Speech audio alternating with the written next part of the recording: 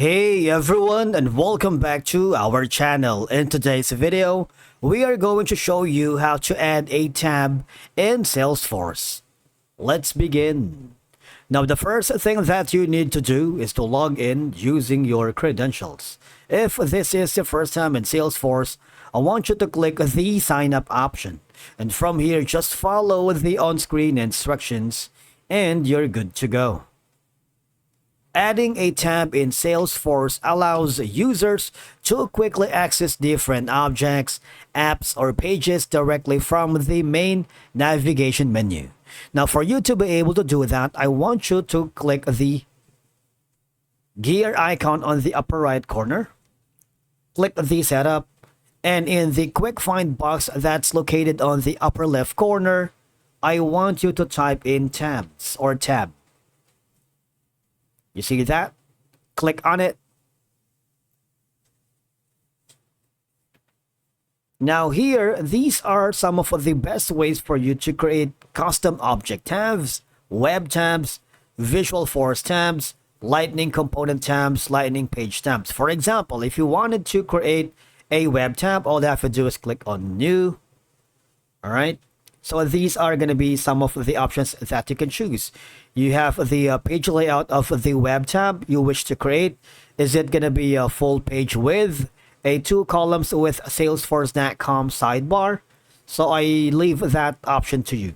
But for now, I'm going to choose the first one. Click on next.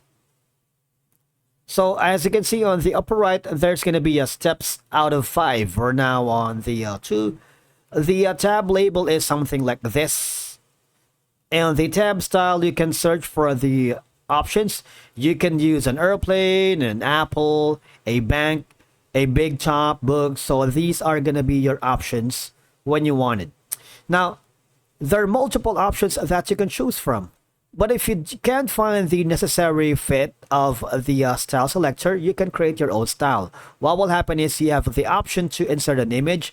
And what I'm going to do is I'm going to click the insert an image and I'm going to put our GPLAPS logo. Now you have two options here, personal documents, sales tools, and shared documents. After that, all I have to do is click on OK.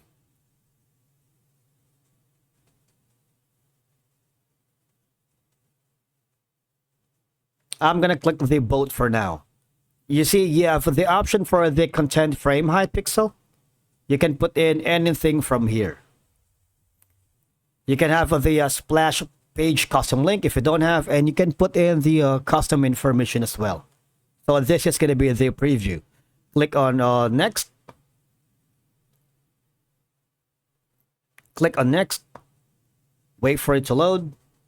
It'll take a little time. Now on the organization fields, you can choose API fields, user fields, and a lot. So I leave that option to you. All right.